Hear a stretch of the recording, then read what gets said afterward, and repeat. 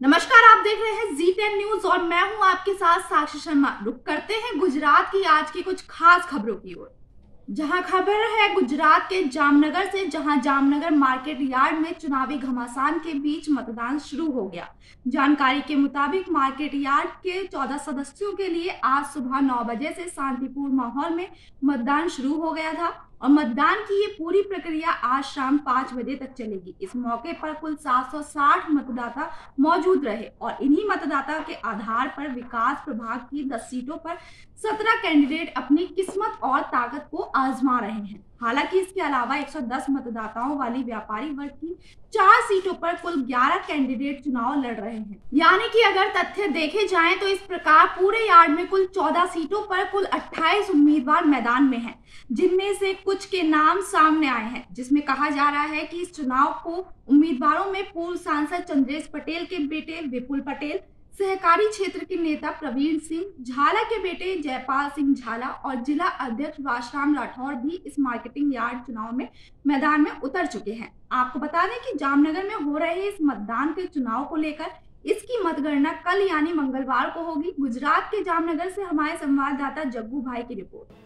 ખેતીવાડી ઉત્પન્ન બજાર સમિતિ જામનગર આજરોજ જેવું એપીએમસીનું મતદાન ખૂબ જ શાંતિપૂર્ણ અને પૂરતા પોલીસ બંદોબસ્ત સાથે ચાલુ થઈ ગયું છે। એપીએમસી જામનગરમાં ખેડૂત વિભાગના કુલ 10 સીટ માટે 17 ઉમેદવારી ફોર્મ મળ્યા છે, જેમાં 760 મતદારો છે। વેપારી વિભાગની 4 સીટ માટે 11 હરીફ ઉમેદવારો છે, જેમાં 110 મતદારો છે।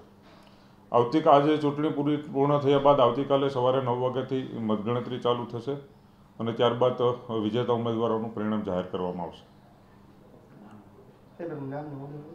શું?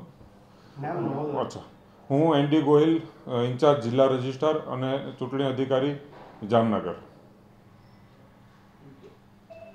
वहीं अगली खबर है गुजरात के मोडासा से, जहां राज्य सरकार वर्तमान में सड़क सुरक्षा सप्ताह के विभिन्न जन जागरूकता कार्यक्रमों के माध्यम से दुर्घटनाओं को रोकने के लिए एक कार्यक्रम संचालित कर रही है। इसी बात को लेकर लोगों में जागरूकता के लिए Modasa town pi, Vaghela Modasa town police और जिला आरटीओ द्वारा मोडासा शहर की मुख्य 4 सड़कों पर यातायात नियमों का पालन करने वाले सभी वाहन चालक, जैसे हेलमेट पहनने वाले बाइक चालक, सीट बेल्ट पहनने वाले कार चालकों को या फिर किसी भी वाहन चालक को जो नियमों का पालन करते हैं, उन सभी को फूल देकर सम्मानित किया गया। इस दौरान आरटीओ अधिकारी चौधरी को भी गुलाब देकर सम्मानित किया गया। यह कार्यक्रम इस उद्देश्य से आयोजित किया गया कि यातायात नियमों का पालन करने वाले वाहन चालकों को सम्मानित करने से अन्य वाहन चालक भी यातायात नियमों का पालन करेंगे तथा जागरूकता आएगी।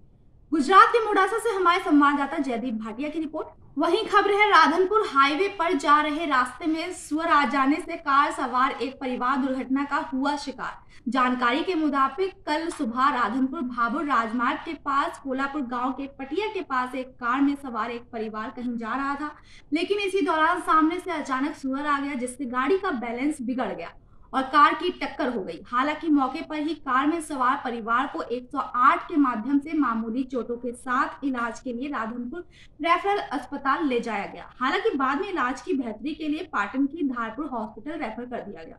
राधनपुर से हमारे संवाददाता अनिल रामानुज की रिपोर्ट। वहीं खबर है गुजरात से, जहां कड़ोदरा वारोडली हाईवे के पास आया हुआ वारसडी गांव के एक मोटरसाइकिल सवार डिवाइडर से टकरा जाने से हिना गांव के 2 युवकों की दबकर मौके पर ही मौत हो गई। जानकारी के मुताबिक पलसाना तालुका के नवी गिरनार फलिया निवासी 21 वर्षीय आशीष बाबू भाई राठौर और पलसाना तालुका में रहने वाले अपने दोस्त साहिल के साथ सोमवार देर शाम अपनी स्प्लेंडर बाइक को लेकर GJ9BC 4174 पर बारडोली के लिए रवाना हुए थे। इस दौरान बरसरी गांव के पुलिया के पास से गुजरते समय मोटरसाइकिल चालक आशीष राठौर की बाइक का स्टीयरिंग बेकाबू हो गया। मोटरसाइकिल अनियंत्रित होकर सड़क के किनारे लगी लोहे की रेलिंग से टकराकर गिर गई। वहीं पर इस घटना के दौरान दोनों युवकों की मौत हो गई। अगली सुबह एक राहगीर को जब इस बात की जानकारी हुई तो इस शख्स ने पलसाना पुलिस को सूचना दी, जिसके बाद पुलिस मौके पर पहुंची और घटना की जांच की। जांच में पता चला कि दोनों युवकों की मौत पहले ही हो चुकी है। पलसाना से हमारे संवाददाता रमेश भाई खंबले की रिपोर्ट। वही खबर गुजरात के अरावली से है, जहां मेघराज कपिराज का हाल ही में काफी ज्यादा आतंक देखने को मिला। इतना ही नहीं बल्कि मेघराज के जुम्मा मस्जिद के पीछे घाचीवाड़ा क्षेत्र में एक घटना भी घटित हुई। जानकारी के मुताबिक कपिराज ने अपने घर के बाहर बैठी महिला नूरजहांबेन बाकरेलिया पर हमला करके उसे घायल कर दिया। बताया जा रहा है कि महिला पर 35 टाके आए हैं। हालांकि महिला के दोनों पैर जख्मी होने के कारण गंभीर रूप से घायल अवस्था में महिला को इलाज के लिए अस्पताल ले जाया गया। लेकिन इस तरह के घटना पर कपिराज के हमले से स्थानीय लोगों में दहशत का माहौल देखने को मिला। इस हमले को देखते हुए लोगों की मांग है कि आतंक मचाने वाले कपिराज को वन विभाग पिंजरे में बंद कर दिया जाए। अरावली से हमारे संवाददाता जयदीप भाटिया की रिपोर्ट। तो ये थी आज की हमारी गुजरात की कुछ खास खबरें। ऐसे ही गुजरात से जुड़ी और भी तमाम खास खबरों के लिए देखते रहिए जी10 न्यूज।